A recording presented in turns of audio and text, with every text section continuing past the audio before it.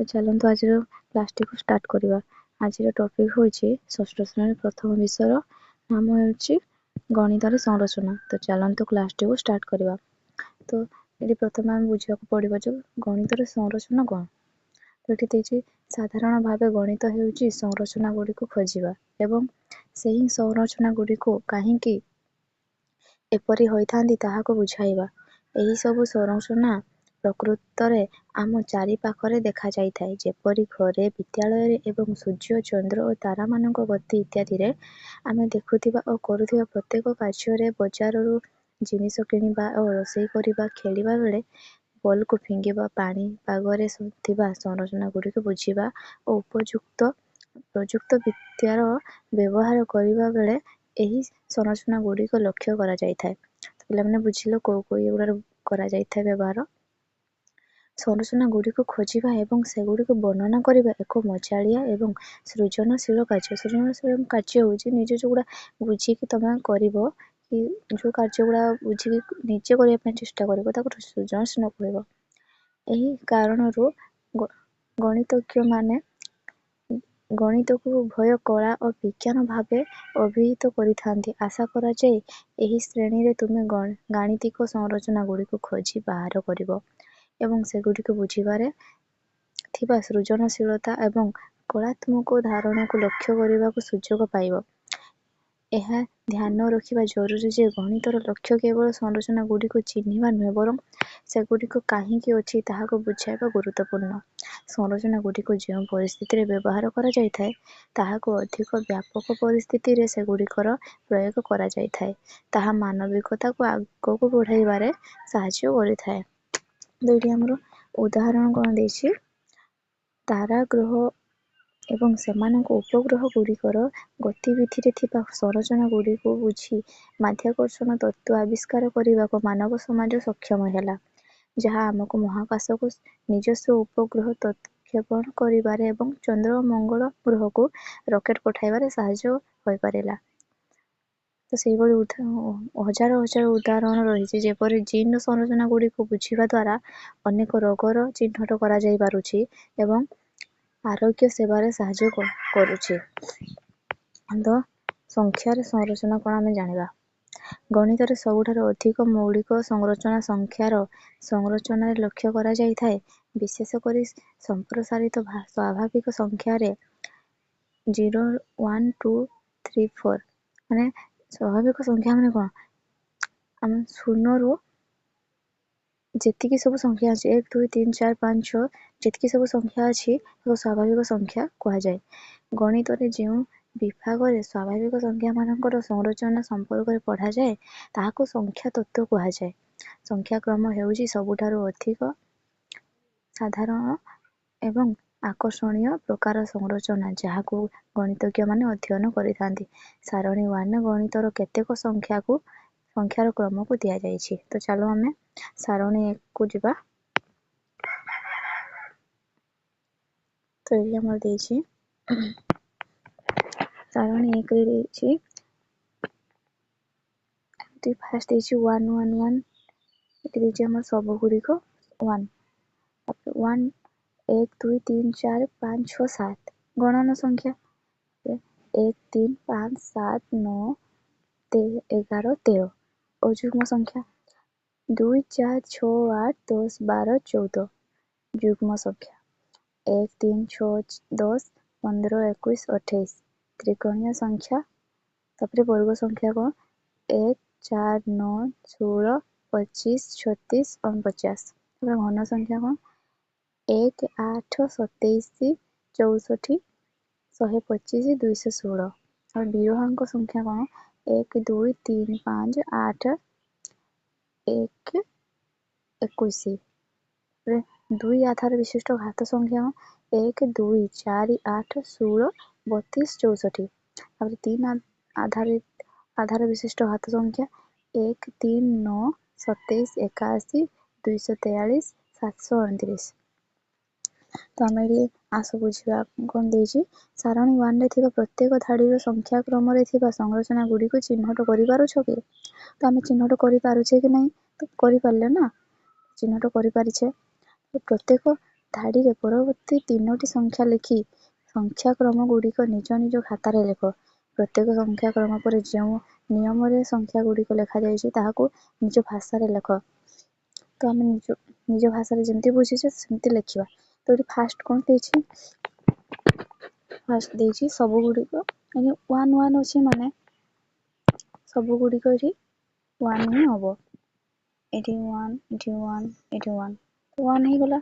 ତାପରେ ଆମର ଗଣନ ସଂଖ୍ୟା 1 2 3 4 5 6 7 7 ପରେ କେତେ? 8 9 10। ତାପରେ ଏଠି ହବ 8 8 9 10। ତ ଏଇଟା ହେଲା ଆମର ଗଣନ ସଂଖ୍ୟା। ତାପରେ ହେଉଛି ଅଯୁଗ୍ମ ସଂଖ୍ୟା। ଅଯୁଗ୍ମ ସଂଖ୍ୟା କେତେ? ଏଠି ଦେଇଛି ଆମର 1 3 5 7 9 11 13। ତାପରେ 13 ପରେ କିଏ ଆସିବ? 13 ପରେ ଆସିବ 15 17 ତାପରେ 19 ଆସିଲା। ତାପରେ ହେଉଛି ଯୁଗ୍ମ ସଂଖ୍ୟା। ଯୁଗ୍ମ ସଂଖ୍ୟା ଆମର ଦେଇଛି କେତେ? 2 4 6 8 10 12 14 14 ଦେଇଛି। ତ ଆମେ ଏଠି 14 ପରେ କେତେ ଆସିବ? 14 16 ତାପରେ 18 ତାପରେ କେତେ? 20 ହେଲା ଯୁଗ୍ମ ସଂଖ୍ୟା। ତାପରେ ଆମର ଦେଇଛି ତ୍ରିକୋଣୀୟ ସଂଖ୍ୟା। ତ୍ରିକୋଣୀୟ ସଂଖ୍ୟା ମାନେ କ'ଣ? ଏଠି ଦେଇଛି 1 3 6 10 15 21 28। 1 ପରେ 3 କେତେ ପଡ଼ିଛି ଆମର ପିଲାମାନେ? ଏଠି 1 2 3 ଏଠି 2 ପଡ଼ିଛି। ତାପରେ ହେଉଛି ଆମର 3 ପରେ କେତେ ପଡ଼ିଛି? 3 4 5 6 3 ପଡ଼ିଛି। ତାପରେ ଏଠି 6ରେ କେତେ? 4 ମିଶିଲେ 10 4 ପଡ଼ିଛି। ତାପରେ 10ରେ ପୁଣି 5 ପଡ଼ିଛି 15 ହେଇଛି। ପୁଣି ଏଠି 6 ପଡ଼ିଛି 21 ହେଇଛି। ତାପରେ ପୁଣି 7 ପଡ଼ିଛି 28 ହେଇଛି। ତାହେଲେ ଏବେ କେତେ ପଡ଼ିବ? 8 ପଡ଼ିବ ନା ନାହିଁ? 8 ହେଲେ କେତେ ପଡ଼ୁଛି? 36 ହେଉଛି। ତାପରେ 36 ପରେ 9 ବଢ଼ିଲେ କେତେ ହେବ? 45। ତାପରେ ପୁଣି 10 ବଢ଼ିଲେ 55। ବୁଝିହେଲା? ତ୍ରିକୋଣୀୟ ସଂଖ୍ୟା। ଏଠି ତ୍ରିକୋଣୀୟ ସଂଖ୍ୟାର ଆମର କେତେ ହେଲା? 36 45 55 ହେଲା। ତାପରେ ହେଉଛି ଆମର ବର୍ଗ ସଂଖ୍ୟା। ବର୍ଗ ସଂଖ୍ୟା କେତେ? ଆମର ହେଉଛି ବର୍ଗ ସଂଖ୍ୟା ଆମେ କେମିତି ଲେଖୁ? ଏମିତି ଲେଖାଯାଏ ନା। ତାପରେ 1ର ବର୍ଗ ସଂଖ୍ୟା କେତେ? 1 ହିଁ ହବ। ତାପରେ 2ର ବର୍ଗ କେତେ? 4। 2ର ବର୍ଗ କେତେ? 4। ତାପରେ 3ର ବର୍ଗ କେତେ? 9। ତାପରେ ପୁଣି 4ର ବର୍ଗ ଆସିଲା, 5ର ବର୍ଗ ଆସିଲା, ତାପରେ 6ର ବର୍ଗ ଆସିଲା 7। 7ର ବର୍ଗ 50। ତାପରେ ପୁଣି କେତେ ଆସିବ? 7ର ହେଲା 8ର ପୁଣି 9ର ପୁଣି 10 ପୁଣି ଆସିବ ନା ନାହିଁ? ତାପରେ ଏଠି ତାହେଲେ କେତେ ହବ? 8ର ବର୍ଗ କେତେ? 64। 8ର ବର୍ଗ ସଂଖ୍ୟା ଲେଖୁଛ ନା। ତାପରେ 8ର ବର୍ଗ ଏଠି 64। ତାପରେ ପୁଣି ହେଉଛି 9ର ବର୍ଗ କେତେ? 81। ତାପରେ ପୁଣି 10ର ବର୍ଗ 100 ହେଲା। ତାପରେ ହେଉଛି ଘନ ସଂଖ୍ୟା। ଘନ ସଂଖ୍ୟା ଆମେ କେମିତି ଲେଖିଥାଉ? ଘନ ସଂଖ୍ୟା ଏମିତି ଲେଖା ହେଇଥାଏ ନା ନାହିଁ? ଏଠି ସେମିତି ଲେଖା ହେଇଛି 1 8 27 4 1 8 27 64 125 216। ସେଟା କେମିତି ଲେଖିବା ଆମେ?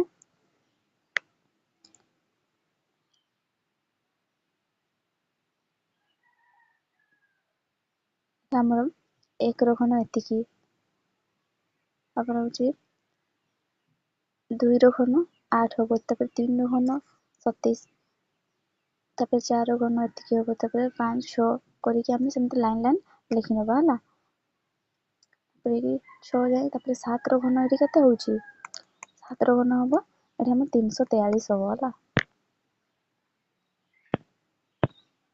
343 ହବ। କେମିତି ବାହାର କରୁଛେ ଆମେ? ଏଠି ଜାଣିପାରିଲ ନା, ଏଠି 7ର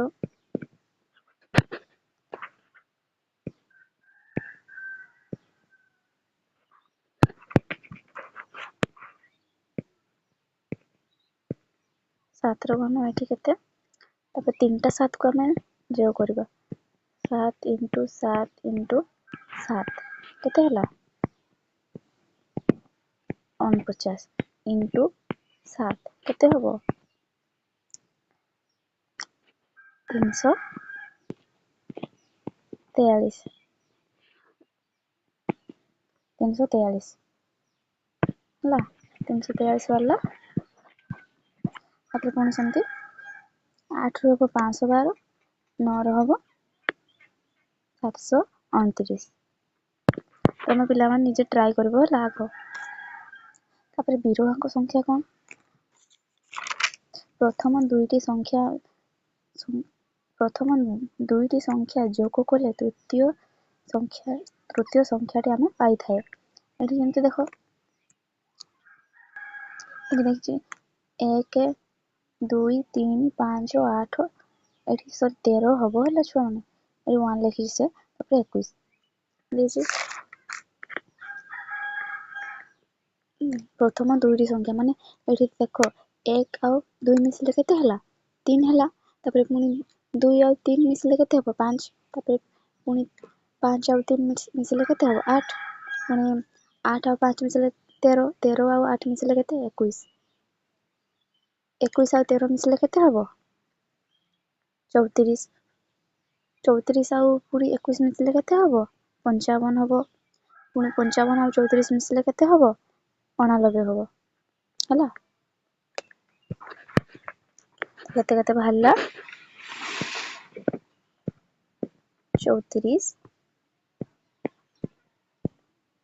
55, 89 ହେଲା। ତାପରେ ଏଠି 2 ଆଧାର ବିଶିଷ୍ଟ ଘାତ ସଂଖ୍ୟା। 2ର ଘାତ ଏଠି କେତେ ଦେଇଛି? ଏଠି 2 ତାର ଘାତ। 2ର ଘାତ 0 ହେଲେ ସେ କେତେ ହବ? ଏଇଟା 1 ହିଁ ହବ ହେଲା। ତାପରେ 1 ହବ, ସେଟା 1 ଲେଖିଦେଇଛି। ତାପରେ କେତେ ଦେଇଛି? 1 2 4 6। ଏଠି ଆମେ ଦେଖିବା 1ର ଘାତ ଦେଇଛି। 1ର ଘାତ 1 ଦେଇଛି। ତାପରେ 2ର ଘାତ 2 ଦେଇଛି। ତାପରେ 3ର ଘାତ ଦେଇଛି।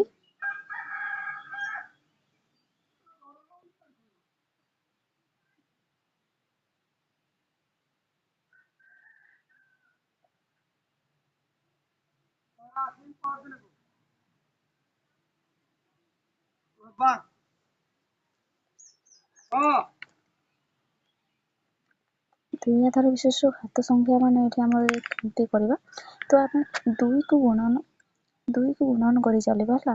2 ଇଣ୍ଟୁ କରିବା। କେତେ ଦେଇଛି? ଆମର ଏଇଟା 2ର ଘାତ ପାୱାରରେ 0 ହେଲେ ସେଟା 1 ହିଁ ହବ ହେଲା। ତାପରେ ଏଇଠି ଆମର ଦେଇଛି 2 ପରେ 4 ଦେଇଛି ନା, 2 ଦୁଣେ 4। ତାପରେ ଏଇଠି କେତେ ଦେଇଛି? 8। 4 ଦୁଣେ 8 ବୁଝିହେଲା। ତାପରେ ଏଠି କେତେ ଦେଇଛି? 8। 8 ଦୁଣେ 16। ତାପରେ ଏଠି ଆମର 16 ଦେଇଛି। 16 ଦୁଣେ 32। ତାପରେ 16 ବୁଝିପାରୁଛ ନା ଛୁଆମାନେ? 16 ଦୁଣେ 32। ତାପରେ ପୁଣି 32 ଦୁଣେ 64 ହେଲା। ତାପରେ ପୁଣି କେତେ ହବ? 64ରେ 2 ମିଶିଲେ କେତେ ହବ? 126। 126। ତାପରେ 126ରେ 2 ମିଶିଲେ କେତେ ହବ? 256। ପୁଣି 256ରେ 2 ମିଶିଲେ କେତେ ହବ? 512। ବୁଝିଗଲା। ତାପରେ 3 ଆଧାର ବିଶିଷ୍ଟ ଘାତ ସଂଖ୍ୟା, ତାପରେ 2 କୁ ଆମେ ଯେମିତି ମିଶେଇକି ଗଲେ 3 ବି ସେମିତି ହିଁ ମିଶେଇ ଦେବା ହେଲା। ଏଠି ଦେଇଛି ଯେମିତି 3 ର ଘାତ ମାନେ 0 ରହିଲା ମାନେ ସେ 1 ହିଁ ହବ। ତାପରେ 3 3 9 ଦେଇଛି, 9 3 27, 27 3 81, ତ 3 କାଉଣ୍ଟ କରିକି ଚାଲିଛି। ତାପରେ ମୁଁ ଏଠି 729ରେ ମିଶେଇଲେ 3 ମିଶେଇଲେ କେତେ ହବ? 2187 ହବ।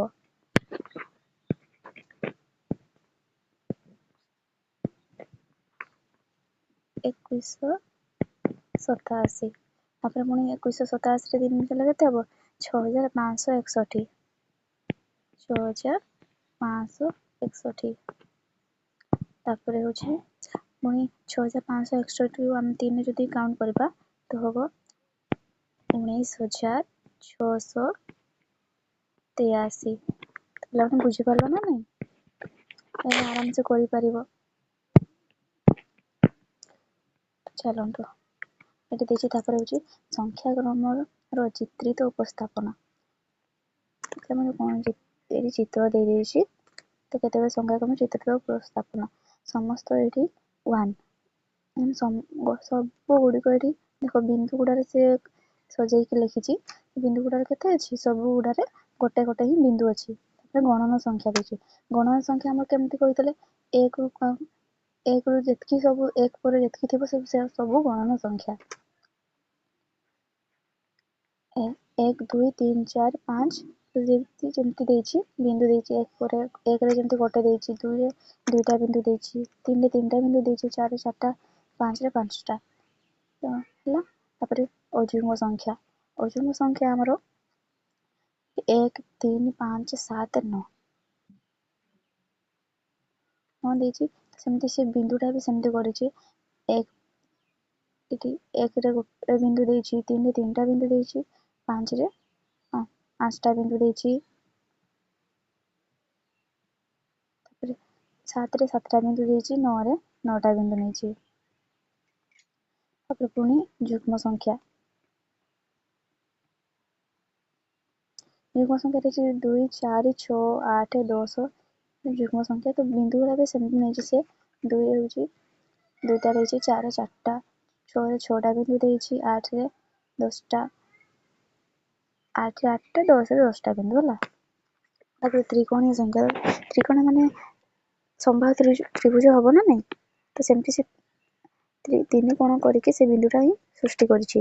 1ରେ ହିଁ ଗୋଟେ ହବ, ତାପରେ ହଉଛି 3ରେ 3ଟା, 6ରେ କେମିତି କଲା? ସେ 3ଟା ବିନ୍ଦୁ ନେଇକି ପୁଣି ମଝିରେ 3ଟା ବସେଇଲା। ଏମିତି ବିନ୍ଦୁ ଗୁଡ଼ା ଥିଲା ନା 3ଟା। ତାପରେ ଏଇଠି ଦେଲା, ଏଇଠି ଗୋଟେ, ଏଇଠି ଗୋଟେ। ତାପରେ ହଉଛି 10ଟା, ତାପରେ ପୁଣି 15ଟା ଅଛି। ଏମିତି କରିକି ସେ 15 ପରେ ପୁଣି ଯେତେ ଆସିବ ତାପରେ ସେତେ ସେ ଲେଖି ଲେଖି ଚାଲିବ ହେଲା। ତାପରେ ବର୍ଗ ସଂଖ୍ୟା ଆମର ଦେଇଛି 1 4 9 16 25। ବର୍ଗ ସଂଖ୍ୟା ଆମର ବର୍ଗ କ୍ଷେତ୍ର ହିଁ ହବ ନା। ଫାଷ୍ଟ ସିଏ 1ରେ ଏମିତି ଗୋଟେ ବିନ୍ଦୁ ଦେଲା। ତାପରେ 2ରେ କେମିତି କରିଛି? ଆଗ ଏମିତି କରିଛି, ତାପରେ 2ରେ ବିନ୍ଦୁ ଏମିତି ଦେଲା। ତାପରେ 4 ସେଇଟା ଥିଲା ହେଲା। 4 ଥିଲା। ତାପରେ ଆମର 9 ଅଛି। 9ରେ କେମିତି କଲା? ସିଏ ଫାଷ୍ଟ ହଉଛି ବିନ୍ଦୁ ନେଇଗଲା,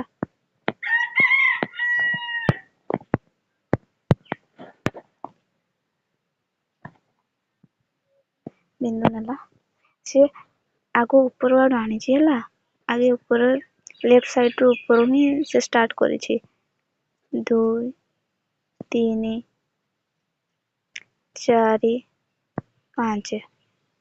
4 ପରେ କେତେଟା ମିଶିଲା? 5ଟା ମିଶିଲା। ସେଠି 4 ଥିଲା ନା, 4 କେତେ ମିଶିଲା 5 କେତେ ହେଲା 9 ହେଲା ବୁଝିଲା। ତାପରେ ଷୋଳ ଅଛି, ଷୋଳରେ ଆମେ କେମିତି କରିବା, ଷୋଳ ଏଠି ଯେମିତି ଦେଲା ସେମିତି କଲେ ପୁଣି ଏଠି ପୁଣି ଆଉ ଥରେ ଉପରକୁ ଯିବ 2 3 4 5 6 7 ଏଠି କେତେ ହେଲା, ଏଠି ଆମର କେତେଟା ମିଶିଥିଲା 4ଟାରେ 5ଟା ମିଶିଥିଲା, ତାପରେ ଏଠି କେତେ ମିଶିଲା ଥିଲା ଆମ ପାଖରେ କେତେ 9ଟା ଥିଲା ଏଠି, ତାପରେ 9ଟାରୁ କେତେ ମିଶିଲା 1 2 3 4 5 6 7 7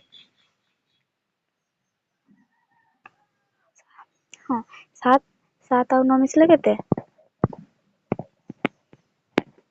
7 ଆଉ 9 ମିଶିଲେ 16 ହେଲା 16, ତାପରେ ପୁଣି 25 ସେମିତି ଦେଇଛି, ଫାଷ୍ଟ ହଉଛି ଲେଫ୍ଟ ସାଇଡରୁ ହିଁ ଷ୍ଟାର୍ଟ କରିଛି, ତାପରେ ସେମିତି କରି କରି ପୁଣି ସେଇଠି କେତେ ପଢେଇଛି 1 2 3 4 5 6 7 8 9 9ଟା ସେ ଦେଇଛି, 9ରେ 16ରେ ପୁଣି 9 ମିଶିଲେ କେତେ ହବ 25 ହେଇଯିବ। ପୁଣି ସେମିତି ତମେ ବି ଚେଷ୍ଟା କରିବ ଯେ ତାପରକୁ ଯେମିତି ପଢେଇବା ପାଇଁ ଚେଷ୍ଟା କରିବ, ତମେ ନିଜେ ଖାତାରେ ନିଜେ ଘରେ କରିନେବ ହେଲା। ତାପରେ ପୁଣି ଘନ ସଂଖ୍ୟା ଦେଲା 1 8 27 4 125, ଘନ ସଂଖ୍ୟା ତମେ ବୁଝିବୁଛ ତ ଚାଲ ଦୁଆ ସାର୍ଙ୍କୁ ଆସ ବୁଝିବା। 1ରେ ଦେଇଛି ସାରଣୀ 2ରେ ଦିଆଯାଇଥିବା ସଂଖ୍ୟା କ୍ରମର ଚିତ୍ରିତ ଉପସ୍ଥାପନାକୁ ନିଜ ହାତରେ ଏବଂ ପ୍ରତ୍ୟେକ କ୍ରମ ପାଇଁ ପରବର୍ତ୍ତୀ ଚିତ୍ର ଅଙ୍କନ କର। ତ ନିଜେ ତମେ ଚେଷ୍ଟା କରିବ ପରବର୍ତ୍ତୀ ଅଙ୍କନ କରିବ ଚିତ୍ର ହେଲା।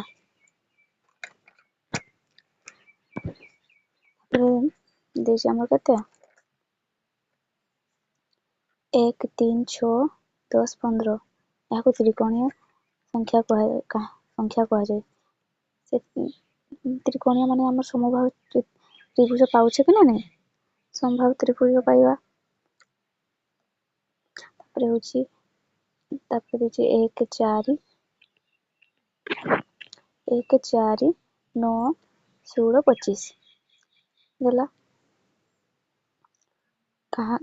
ଏହାକୁ କାହିଁକି ବର୍ଗ ସଂଖ୍ୟା ବା ବର୍ଗ କୁହାଯାଏ। ତ ଏଗୁଡା କଲେ କେମିତି ହବ, ଆମେ ଏଠି କରିଥିଲେ ନା, ଏଠି ବର୍ଗ କ୍ଷେତ୍ର ହିଁ ତିଆରି ହବ ନା, ବର୍ଗ ସଂଖ୍ୟାର ବର୍ଗ କ୍ଷେତ୍ର ତିଆରି ହବ। ତାପରେ ଏଠି 1 8 27 64 125, ଏଠି ଥିଲା ଆମର କେତେ, ଏଠି ଅଛି ଆମର ଘନ ସଂଖ୍ୟା, ବୁଝିହେଲା ନା ନାଇଁ।